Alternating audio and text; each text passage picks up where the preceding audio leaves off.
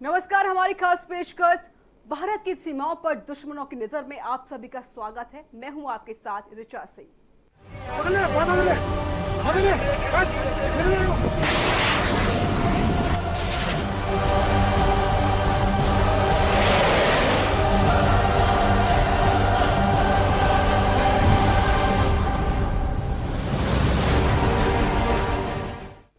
एक तरफ पूरा देश कोविड-19 से जूझ रहा है, तो वहीं दूसरी तरफ तीन देशों की नजर भारत की सीमाओं पर है।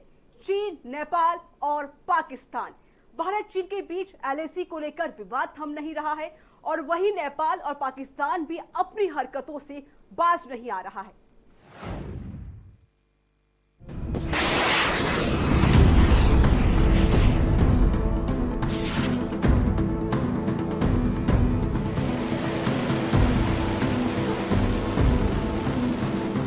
गलवान घाटी में भारत और चीन के बीच हुई हिंसक झड़प में 20 भारतीय जवान शहीद हो गए। पिछले 45 सालों में ऐसा पहली बार हुआ है जब भारत चीन सीमा पर कोई भारतीय जवान शहीद हुआ है।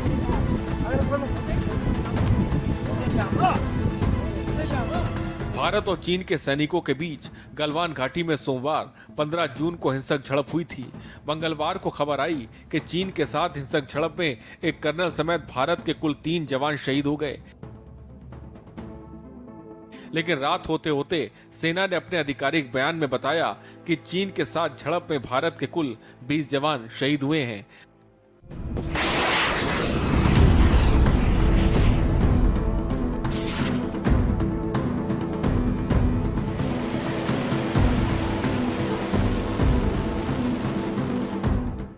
गौरतलब है कि नेपाल ने भारत द्वारा उत्तराखंड के अपने क्षेत्र में किए गए निर्माण कार्य पर आपत्ति दर्ज की थी।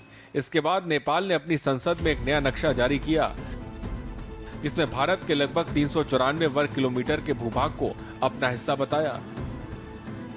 हालांकि भारत ने नेपाल के इस नए नक्शे को उसी वक्त खारिज कर दिया था।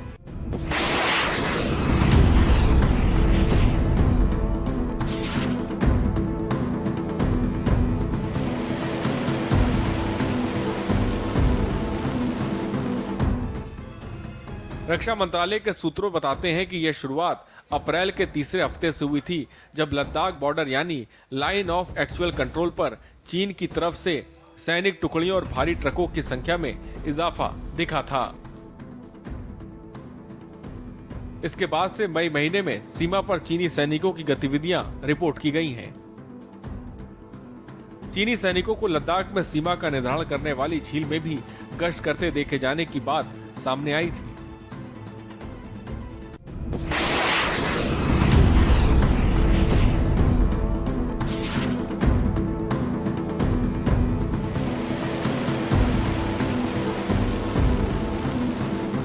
इस दौरान दिल्ली में तीनों सेनाओं के प्रमुखों की बैठक का दौर जारी थे।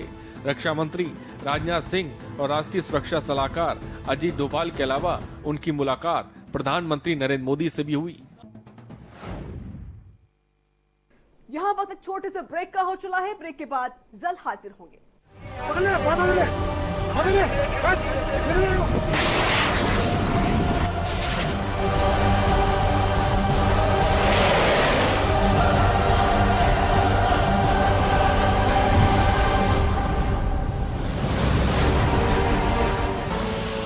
आप देख रहे हैं के न्यूज, खबरों का सारथी।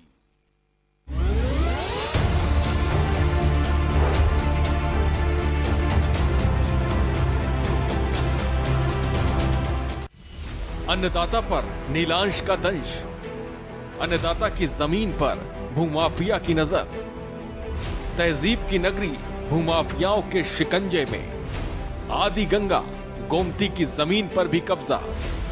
जिला प्रशासन से लेकर आला अधिकारी आखिर क्यों है मौन? के न्यूज पूछता है सवाल। आखिर कहां है एंटी भूमाफिया दल? भूमाफिया के आगे प्रशासन क्यों है पस्त? अन्नदाता मांगे अपनी जमीन। आप देख रहे हैं के न्यूज, खबरों का सारथी।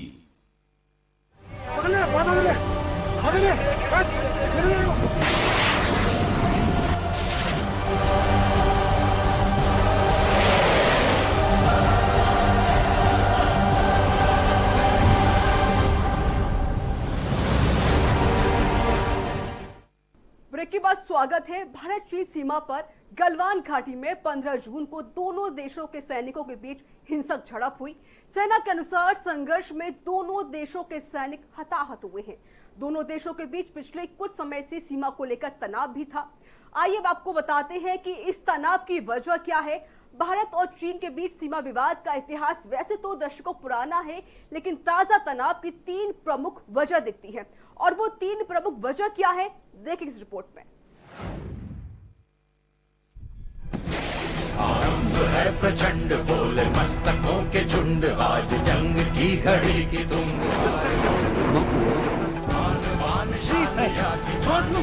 दान, आज एक धनुष के बाण पे उतार दो। आरंभ है प्रचंड। भारत चीन सीमा पर गलवान घाटी में दोनों देशों के सैनिकों के बीच हिंसक झड़प हुई। सेना के अनुसार संघर्ष में दोनों देशों के सैनिक हताहत हुए हैं।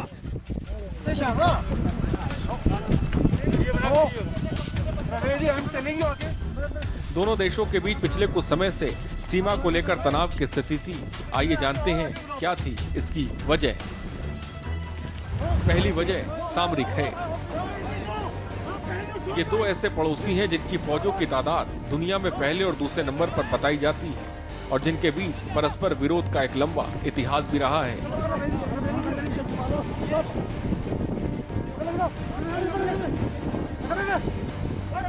इस बार भी वही इलाके दोबारा चर्चा में हैं, जहां 1962 में दोनों के बीच एक जंग भी हो चुकी है और चीन का दावा रहा है कि उसने इसमें बाजी मारी थी। तनाव की बड़ी वजह पिछले कुछ सालों में भारतीय बॉर्डर इलाकों में तेज होता निर्माण काम भी हो सकता है। रक्षा मामलों के जानकार बताते हैं कि सड़कें एक बड़ी वजह हैं।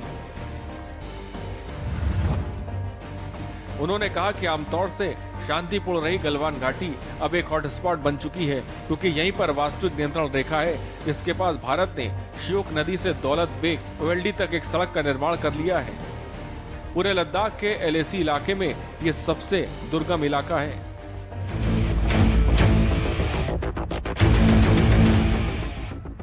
आपको बता दें, पिछले 5 सालों में भारतीय सीमा को बेहतर बनाने पर ज्यादा ध्यान बढ़ाया गया है। पहले भी सीमा पर दोनों सेनाओं के सैनिकों में छोटी मोटी झड़पें होती रही हैं। डोकलाम के पहले भी 2013 और 2014 में चुमार में ऐसी घटना सामने आई थी, लेकिन इस बार की गतिविधियों का दायरा खासा बड़ा है। पूर्व मेजर जनरल अशोक मेहता ने वास्तविक नियंत्रण रेखा पर बढ़ती कथित चीनी गतिविधियों का बड़ा कारण पुल और हवाई पट्टियों का निर्माण बताया, जिसकी वजह से भारतीय गश्तें अब बढ़ चुकी हैं। पूर्व मेजर जनरल अशोक मेहता उन्होंने बताया कि ये सामान्य नहीं है। हालांकि भारतीय सेना प्रमुख ने शुरुआत में कहा था कि इस तरह के मामले होते रहते हैं और सिक्किम की घटना का ताल्लुक गलवान घाटी में हुए वाकये से नहीं है, लेकिन मेरे हिसाब से सभी मामले एक दूसरे से जुड़े हैं। ये नहीं भूलना चाहिए कि भारत ने जम्मू कश्मीर के खास दर्जे को खत्म कर दिया और नए केंद्र शासित प्रदेशों के नक्शे जारी किए, तो चीन इस बात से खुश नहीं था। आर्थिक वजह।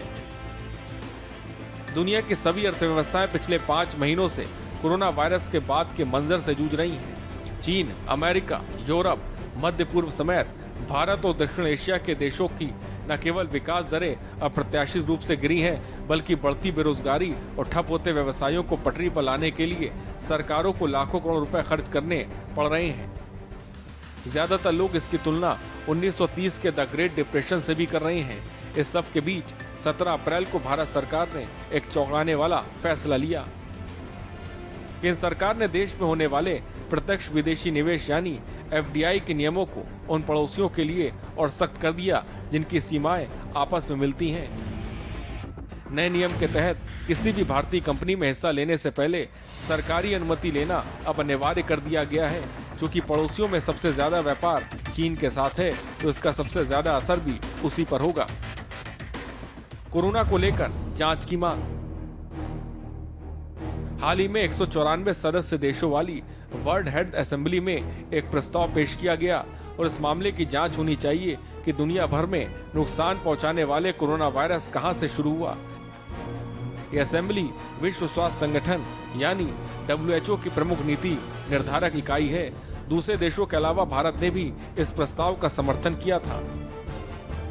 चीन का बचाव करते हुए सम्मेलन में चीनी राष्ट्रपति शी जिनपिंग ने कहा कि चीन ने इस पूरे मामले में पारदर्शिता और जिम्मेदारी के साथ काम किया है। जिनपिंग ने कहा कि हमने विश्व स्वास्थ्य संगठन और संबंधित देशों को समय पर सारी जानकारी दी थी। कोरोना पर काबू पा लेने के बाद चीन किसी भी जांच का समर्थन करता है। चीन इस समय कोरोना वायरस के स्रोत और शुरुआती स्तर पर गलत कदम उठाने की वजह से आलोचनाओं का सामना कर रहा है, लेकिन इसके बावजूद चीन ने पुरजोर तरीके से इसका विरोध किया है। ये पहली बार नहीं है जब बीजिंग ने साउथ चाइना सी और अपनी ताकत का प्रदर्शन किया है। ये फिर भारत के साथ सीमा पर विवाद किया, लेकिन ऐसे वक्त में जब वॉशिंगटन और नई दिल्ली में राजनीतिक नेताओं का कोरोना वायरस से जुड़े आंतरिक मामलों के कारण ध्यान बटा हुआ है, चीन के लिए ये एक मौका है कि वो कैसे इन दोनों इलाकों में फायदा उठाए, जिससे कोरोना वायरस पैंडेमिक खत्म होने के बाद बदला न जा सके। इसके अलावा कुछ वक्त पहले तक दक्षिण एशिया के लिए अमेरिका की मुख्य डिप्लोमेट एलिस वेल्स निहाल ने कहा कि अगर किसी को चीन के अतिक्रमण को लेकर शक है तो मुझे लगता है कि उसे भारत से बात करनी चाहिए, जहां भारत को हर हफ्ते महीने नियमित तौर पर चीन की मिलिट्री की ओर से परेशान किया जाता है। भारत चीन सीमा पर बड़ी गतिविधियों की वजह इसी को ही माना जा रहा है।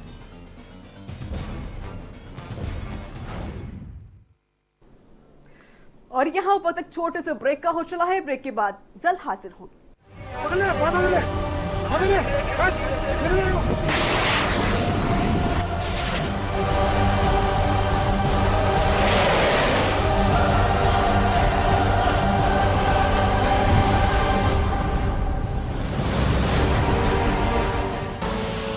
आप देख रहे हैं के न्यूज, खबरों का सारथी।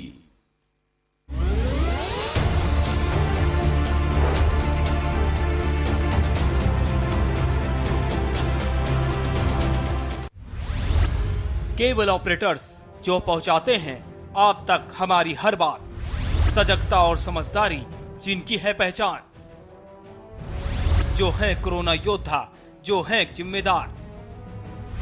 इन कोरोना योद्धाओं को के न्यूज का सलाम। आप हैं तो हम हैं, आपके बिना हम कुछ नहीं। देश भर के केबल ऑपरेटर्स कोरोना योद्धाओं का के न्यूज की तरफ से हार्दिक अभिनंदन।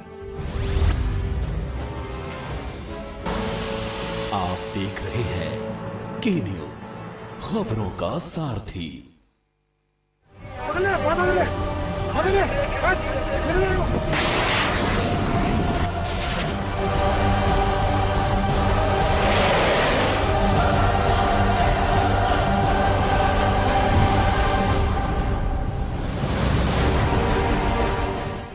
ब्रेक के बाद स्वागत है। लद्दाख में भारत और चीन के बीच तनाव कम नहीं हो रहा है। जहां एक और चीन अपनी हरकतों से बाज नहीं आ रहा है, तो वहीं अब भारत ने भी आर पार की लड़ाई का मन बना लिया है। ऐसा इसलिए माना जा रहा है क्योंकि भारत ने न केवल भारतीय सेना को आत्मरक्षा के लिए गोली चलाने के अधिकार दे दिए हैं, बल्कि सेना के लिए एक भारी भरकम इमरजेंसी फंड भी जारी कर दिया है। साथ ही तीनों सेनाओं को हाई अलर्ट कर जंग की तैयारियां भी शुरू कर दी हैं।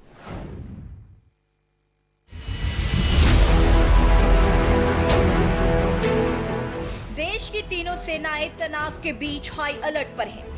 केंद्र सरकार ने युद्ध की तैयारियों के मद्देनजर तीनों सेनाओं के लिए 500 करोड़ का इमरजेंसी फंड जारी किया है।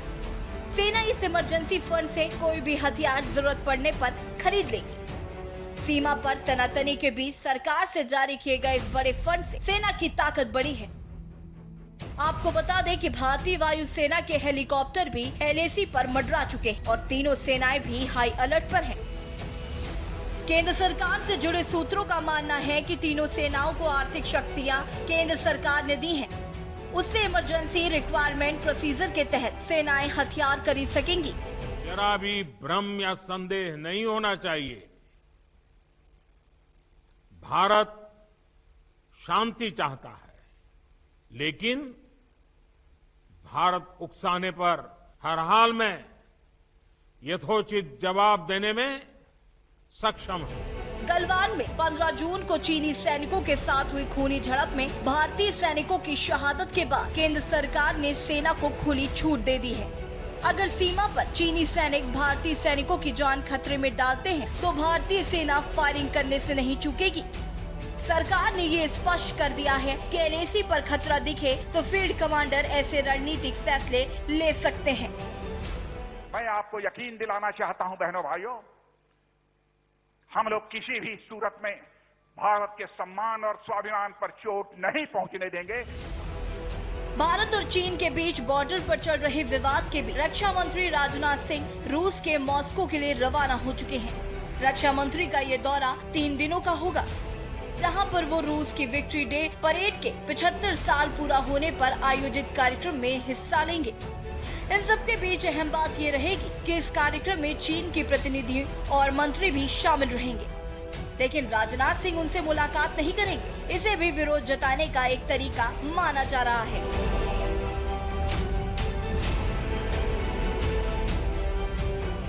चीन और भारत टकराव के चलते जहां पूरे विश्व की नजर दोनों देशों पर है, तो वहीं भारत के आर पार के रवैये ने चीन की मुश्किलें बढ़ा दी हैं, जबकि अमेरिका समेत कई देश युद्ध होने नहीं देना चाह रहे हैं।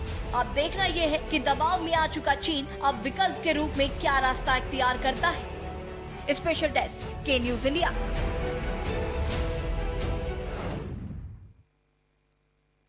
और इस बीच वक्त एक छोटे से ब्रेक का है। ब्रेक के बाद जल्द हाजिर होंगे।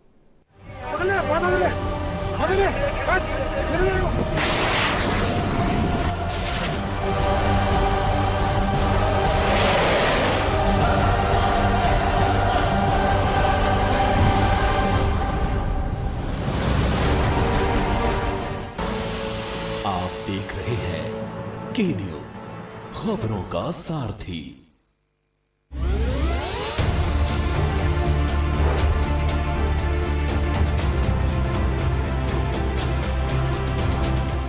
खुदी को आजमाया है तो ये अंदाज आया है, खुदी को आजमाया है तो ये अंदाज आया है। तुम में भी मैं हूं, शुद्ध प्लस पान मसाला। अन्नदाता पर नीलांश का दंश, अन्नदाता की जमीन पर भूमाफिया की नजर, तहजीब की नगरी भूमाफियाओं के शिकंजे में, आदि गंगा गोमती की जमीन पर भी कब्जा। जिला प्रशासन से लेकर आला अधिकारी आखिर क्यों है मौन? के न्यूज पूछता है सवाल। आखिर कहां है एंटी भूमाफिया दल? भूमाफिया के आगे प्रशासन क्यों है पस्त? अन्नदाता मांगे अपनी जमीन। आप देख रहे हैं के न्यूज, खबरों का सारथी।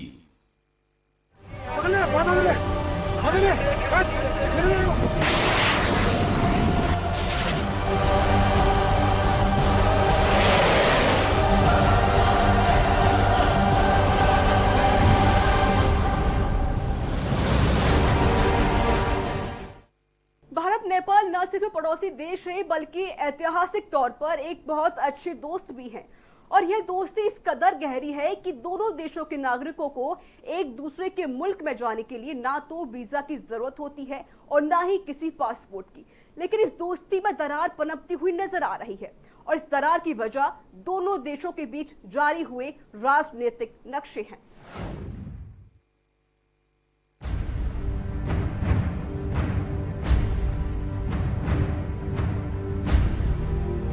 इस बीच भारत और चीन पहले ही उत्तरी लद्दाख में सैन्य टकराव से गुजर रहा है, जहां कई हफ्तों तक उनके सैनिकों का टकराव रहा। भारतीय अधिकारियों ने आरोप लगाया है कि चीन के बहकावे में आकर नेपाल नक्शा बदल रहा है। हालांकि चीन ने इन आरोपों का कोई जवाब नहीं दिया। नेपाल और भारत के बीच करीब 1880 किलोमीटर सीमा खुली हुई है। दोनों देशों ने 98% सीमा को कवर करने वाले नक्शे को अंतिम रूप दिया है। लेकिन पश्चिमी नेपाल ने लिपुलेख, कालापानी और लिम्पियाधुरा वो क्षेत्र हैं जिन पर तनाव जारी है।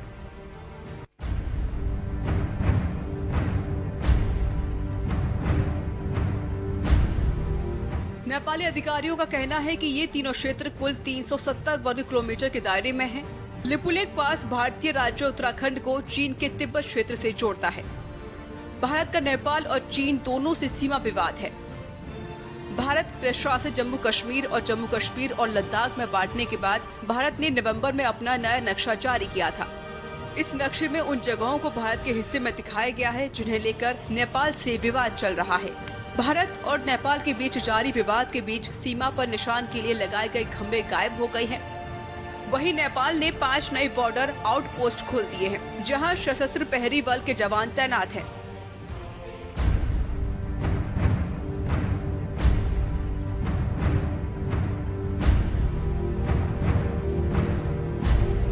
इस बीच भारत ने सभी सीमा आउटपोस्ट को हाई अलर्ट कर दिया है और पेट्रोलिंग भी बढ़ा दी गई है। गौरतलब है कि नेपाल और भारत के बीच लिपुलेख, कालापानी और लिम्पियाधुरा को लेकर विवाद चल रहा था, जब नेपाल ने अपनी संसद में देश को संशोधित नक्शा पेश कर दिया। नेपाल के विदेश मंत्री ने कहा, हम सब इस बात से सहमत हैं कि दो देशों के बीच अंतर्राष्ट्रीय सीमा द्विपक्षीय समझौते से तय होती है। किसी भी तरह की एक तरफा कार्रवाई से उनकी उपस्थिति के दावे को वैध साबित नहीं करेगा। उन्होंने कहा कि 1816 की सिगोदी संधि के अलावा और कोई समझौता नहीं है जो नेपाल और भारत की पश्चिमी सीमा को तय करता हो। उस संधि में स्पष्ट लिखा है कि ये तीनों इलाके नेपाल की सीमा में आते हैं।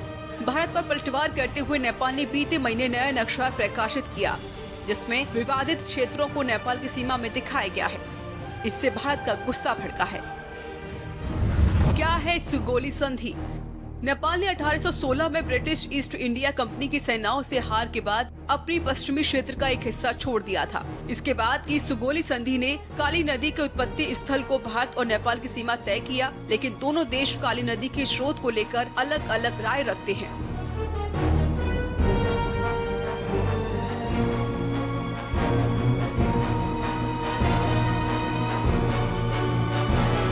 भारत के लिए लिपुलेख का मामला सुरक्षा से जुड़ा है। साल 1962 में चीन के साथ युद्ध के बाद उसकी चिंता यह रही है कि कहीं इस बात से चीन घुसपैठ न कर दे और साथ ही भविष्य में किसी भी घुसपैठ के खिलाफ रक्षा के लिए रणनीति हिमालयी रास्ता पकड़ने के लिए भी उत्सुक रहा है।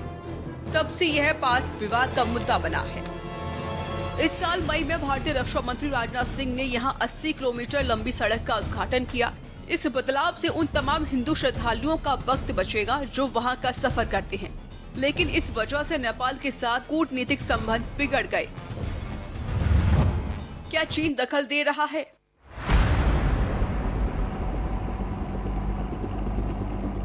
हालिया सीमा विवाद में भारतीय विदेश मंत्रालय के अधिकारियों पर आरोप लगाया गया है कि वो इस मुद्दे को सुलझाना नहीं चाहते।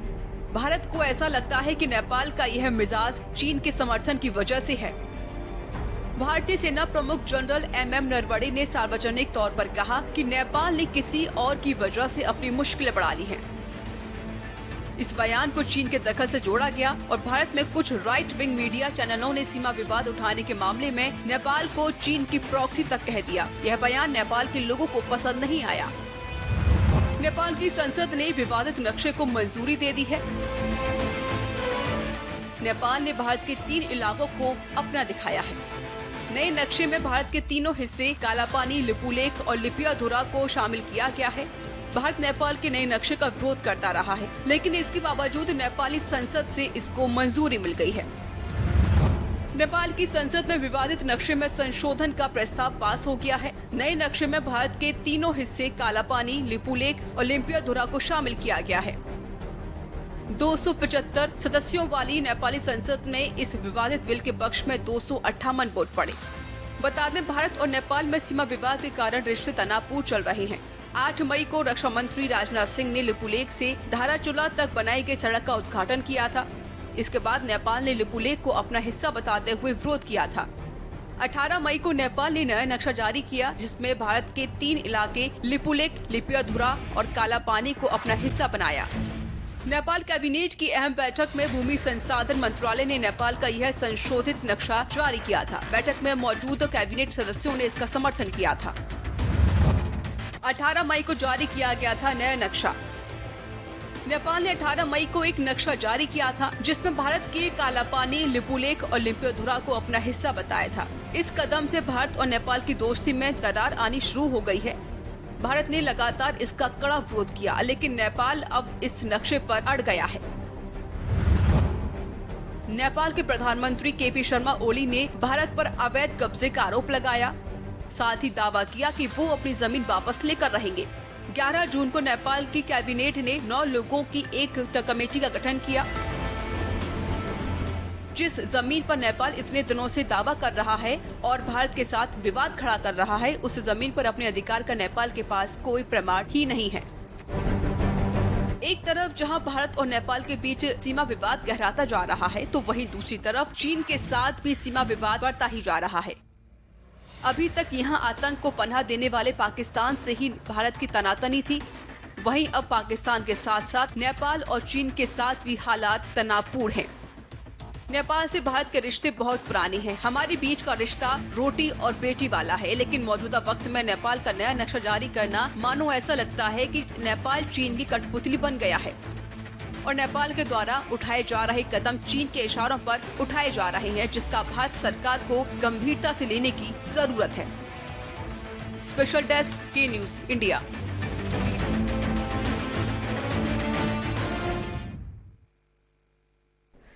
तो इसी के साथ हमारी इस खास पेशकश में इतना ही। दीजिए मुझे इजाजत। नमस्कार।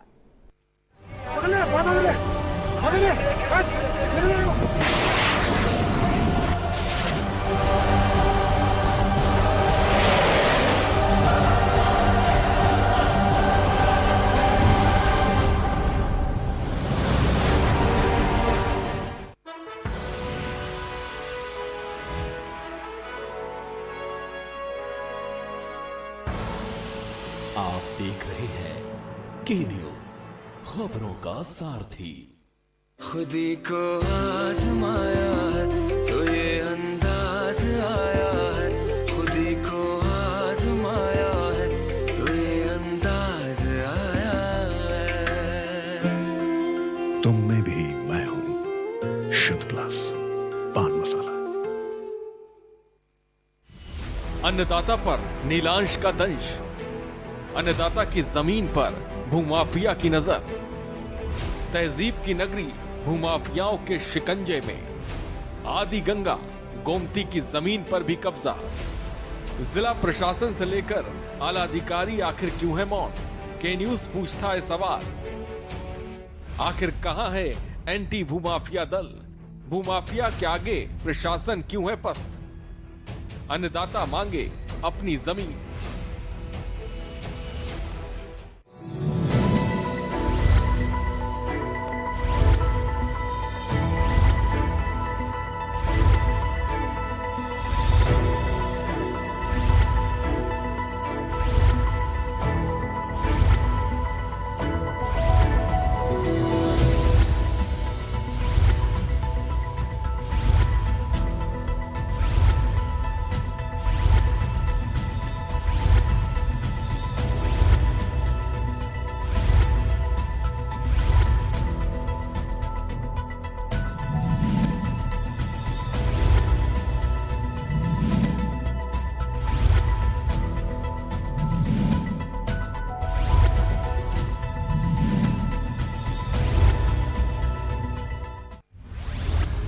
केबल ऑपरेटर्स जो पहुंचाते हैं आप तक हमारी हर बात, सजगता और समझदारी जिनकी है पहचान, जो है कोरोना योद्धा, जो है जिम्मेदार।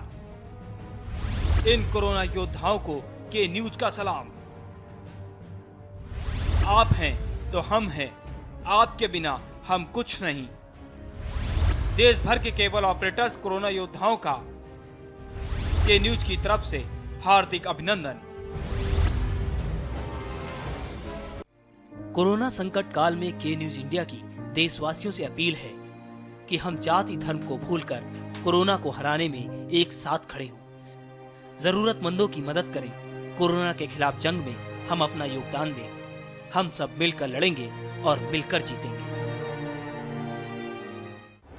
जब आपकी सोच को अंधेरा घेर लेता है और सिस्टम भी मुंह फेर लेता है, जब वादों की परतें खुलने लगती हैं और हारी उम्मीदों का ऊंचा ढेर लगता है, जब सड़क पर एड़ी की रगड़ देखकर अब तक जो भी हुआ सब बेअसर लगता है, तब चिंतन से डगर होगी आसान, मंथन से निकलेगा समाधान। मंथन बहुत जल्द। कोरोना संकट के पल पल की अपडेट आप तक पहुंचा रहे हैं 100 कोरोना योद्धा। जुनेद अहमद, संजय विश्वकर्मा, आमिर रजा, मोहित कश्यप, मुकेश कुमार, संदीप शर्मा, संदीप गुप्ता, आलोक मिश्रा, कृष्णा, जहीर अहमद, सिद्धार्थ प्रताप सिंह, दिलदार खान, वरुण शर्मा, गोपाल बर्नवाल, सैयद सभी अब्बास, अर्जुन देव वार्ष्णेय, अमित कुमार। के न्यूज़ इंडिया। सबसे बड़ी महामारी, सबसे बड़ी कवरेज।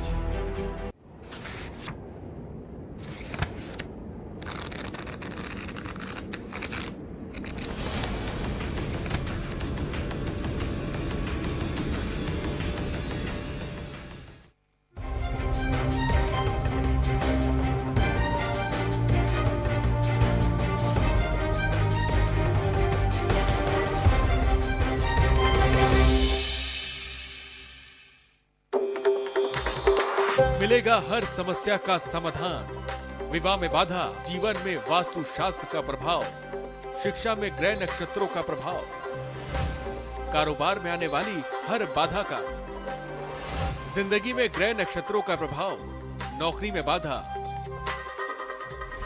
देखिए हर समस्या का समाधान लाइव विद आचार्य लंकेश।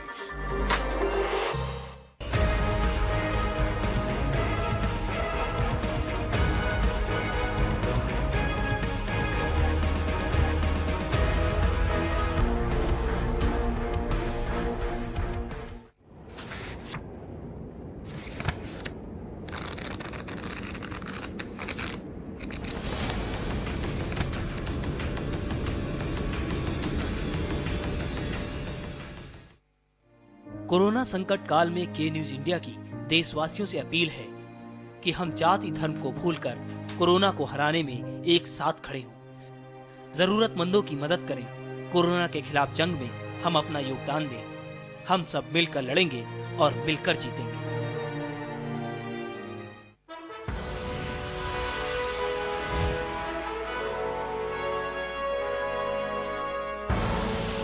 आप देख रहे हैं के न्यूज, खबरों का सारथी। नमस्कार, के न्यूज में स्वागत है। मैं हूं आपके साथ ऋचा सिंह। इस बीच आपको बड़ी खबर बता देते हैं अहमदाबाद से।